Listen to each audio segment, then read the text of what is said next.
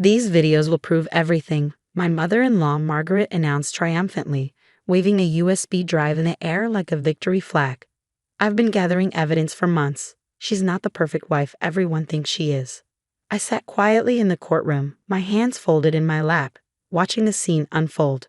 At 32, I never imagined I'd be here, listening to the woman who once welcomed me into her family trying to destroy my marriage with secretly recorded footage of my daily life. Your Honor, Margaret's voice dripped with satisfaction. These recordings show how she treats my son, how she's ruining his life. 3 months of footage doesn't lie. My name is Olivia Parker, and for the past 8 years, I've been married to James, Margaret's only son. The first few years were wonderful. James and I built a life together, both working in healthcare, me as a pediatric nurse and him as a hospital administrator. But everything changed when Margaret's husband passed away 2 years ago. She moved in with us temporarily, claiming she couldn't bear to be alone. That's when the surveillance began, though I didn't know it at the time. Mrs. Parker, the judge addressed Margaret, his expression neutral. You're saying you installed cameras in your son's house without the knowledge or consent of either resident? It's my house too, Margaret protested. I live there. I had every right to protect my son from her manipulation. I felt James shift uncomfortably beside me. He hadn't spoken to me since Margaret revealed the existence of these recordings last week. His silence hurt more than her accusations. As our lawyer, Sarah Bennett, stood up, I remember the day everything came to light. I'd been working a double shift at the children's ward, covering for a colleague whose daughter was sick. When I got home, exhausted after 16 hours of caring for sick children, Margaret was holding a family meeting in our living room. James's siblings were there, along with their spouses, all wearing expressions of concern and disappointment. Margaret stood in the center, her laptop open, ready to showcase her evidence. Watch this, she had said, playing a clip of me coming home late one night. See how she sneaks in. Who knows where she's been? I tried to explain about my hospital shifts, but Margaret talked over me. And look at this one, she's always on her phone, ignoring my poor James, probably talking to other men. The other men were my patients' parents checking on their children's conditions. But Margaret didn't care about explanations. Now, in the courtroom, Sarah approached the bench. Your Honor, before we proceed with viewing these illegally obtained recordings, I'd like to submit Mrs. Olivia Parker's work schedules and patient care logs for the past 3 months. Margaret scoffed. Those can be faked. The videos don't lie. The judge nodded to the court technician. Let's view the footage. My stomach tightened as the first video played on the courtroom screen. It showed me in our kitchen at 5 a.m., quietly preparing breakfast and lunch for James before heading to my shift. Margaret had conveniently edited out the part where I left a loving note for him every morning. See, Margaret interrupted. She's leaving before he wakes up. What kind of wife does that? The judge held up his hand. Mrs. Parker, please refrain from commentary. Let's continue. More clips played, me coming home late, taking phone calls in the garden, having whispered conversations in our home office. Each moment taken out of context, each action twisted to fit Margaret's narrative. Then something unexpected happened. In one of the clips, the camera caught Margaret herself, entering my home office late at night. She was going through my desk drawers, searching for something. The courtroom fell silent. Margaret's face paled.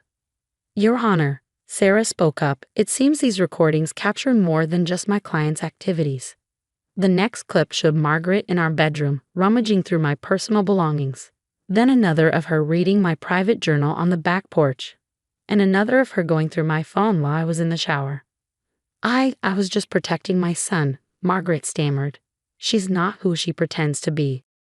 James finally spoke, his voice barely a whisper. Mom, what were you doing in our bedroom? More footage played, showing Margaret having hushed phone conversations of her own. Yes, I'm telling you, she's got to go. James needs someone more traditional, someone who'll stay home. I've got a perfect girl in mind. Yes, Jessica would be much better for him. Jessica, my replacement, already picked out by my mother-in-law. The judge paused the playback. Mrs. Parker, these recordings appear to show a pattern of invasion of privacy and premeditated interference in your son's marriage. Are you aware that in this state, recording someone without their consent in private spaces is illegal? Margaret's composure cracked. But I had to. She's destroying our family with her career and her independence. In my day, wives knew their place. I felt tears welling up but refused to let them fall. For months, I'd endured Margaret's subtle sabotage, her snide comments about my work, her attempts to create distance between James and me. The recordings were just the latest weapon in her arsenal. Your Honor, Sarah said, we have more evidence to present, including text messages between Mrs. Margaret Parker and this Jessica person, discussing plans to end my client's marriage. As Sarah spoke, I noticed James staring at the frozen image on the screen. His mother, in our bedroom, holding my journal with a look of pure satisfaction on her face. The truth was finally unraveling, one frame at a time. The judge called for a brief recess, and as the courtroom emptied, I remained seated, my eyes fixed on my hands. 8 years of marriage, countless night shifts saving children's lives, endless attempts to please a mother-in-law who had already decided to replace me. All of it captured on camera, but not in the way Margaret had intended.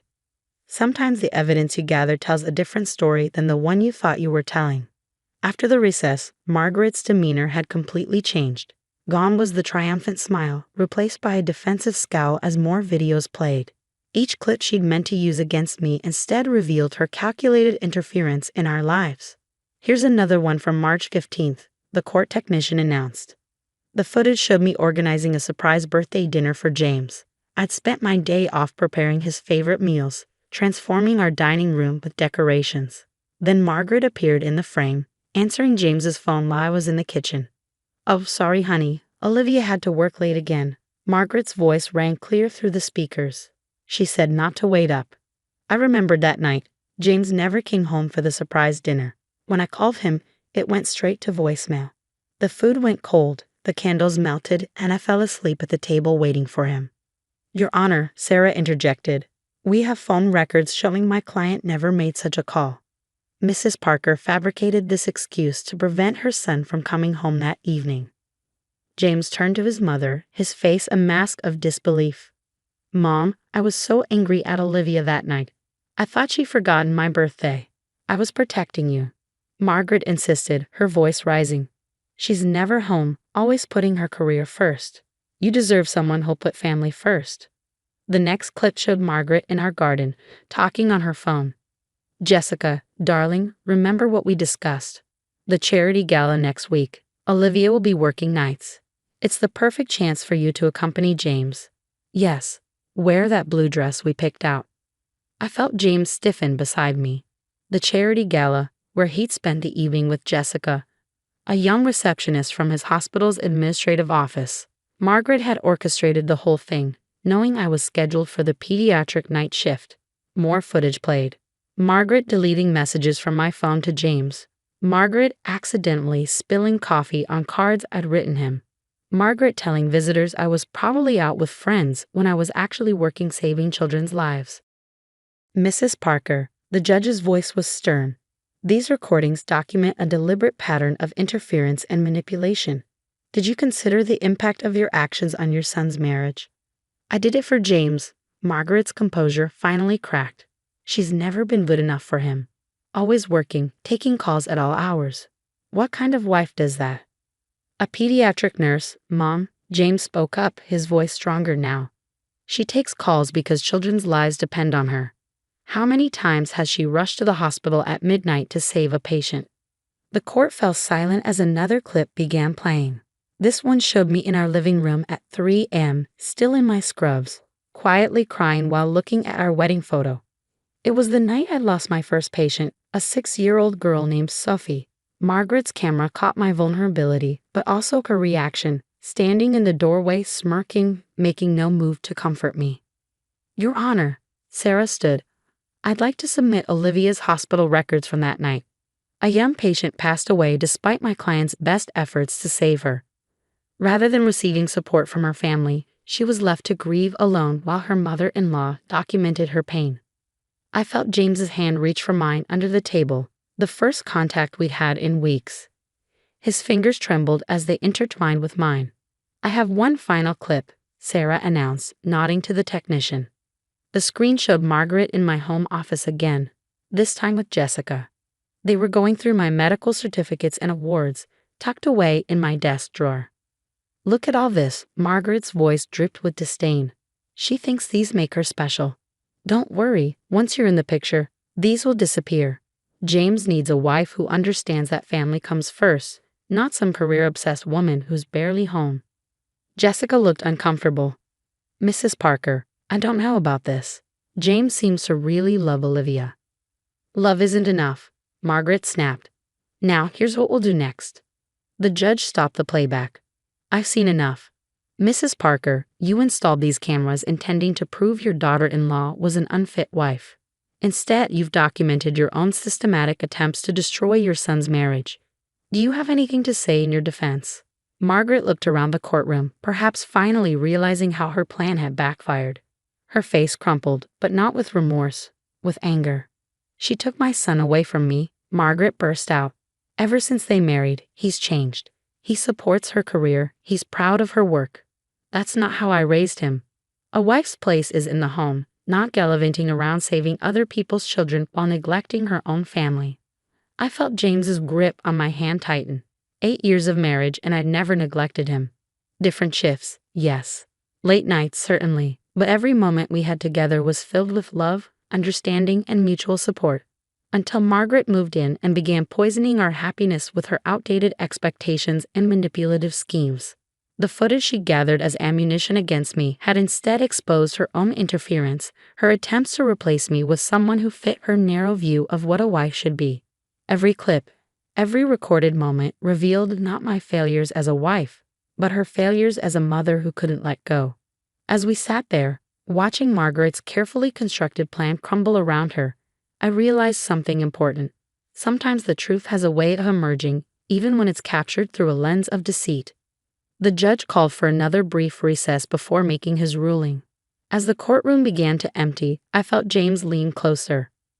Olivia, he whispered, his voice thick with emotion. I am so sorry. I had no idea. I squeezed his hand, 8 years of love giving me the strength to face whatever came next. The cameras had stopped rolling, but our story wasn't over yet.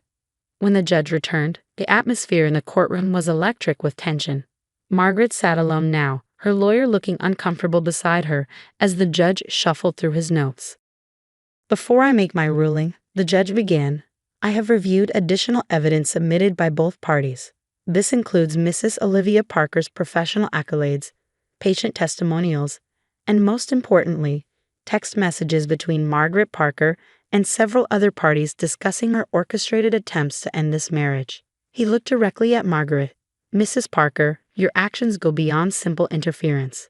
You've committed several criminal offenses, including illegal surveillance, invasion of privacy, and intentional infliction of emotional distress. Margaret started to protest, but the judge held up his hand. I'm issuing an immediate restraining order. You are to vacate your son's home within 24 hours and maintain a distance of at least 500 feet from both James and Olivia Parker. Furthermore, you will be required to attend counseling sessions to address your controlling behavior. James stood up. Your Honor, if I may speak. The judge nodded. Mom, James turned to Margaret, his voice firm but sad. I've watched these videos in silence, seeing how you systematically tried to destroy my marriage. You interfered with our communications, manipulated situations, and tried to replace my wife with someone who fit your outdated ideals.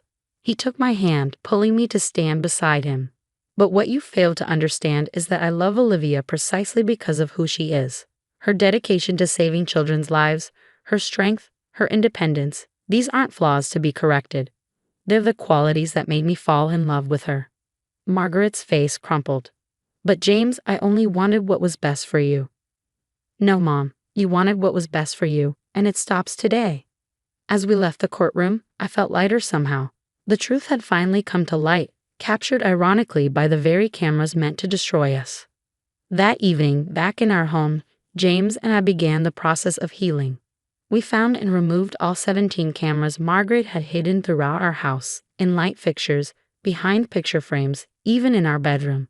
I can't believe she went this far, James said, holding the last camera we'd found in his hands. All these years, I never saw how controlling she was. I'm so sorry, Olivia. I sat beside him on our couch, The same one where Margaret had hosted her family meeting to expose my supposed failings as a wife. You know what's ironic? I said softly. Those cameras captured some of our best moments too. The midnight cuddles when I got home from shifts. The way you leave coffee ready for me every morning. The quiet moments when we just hold each other after a hard day.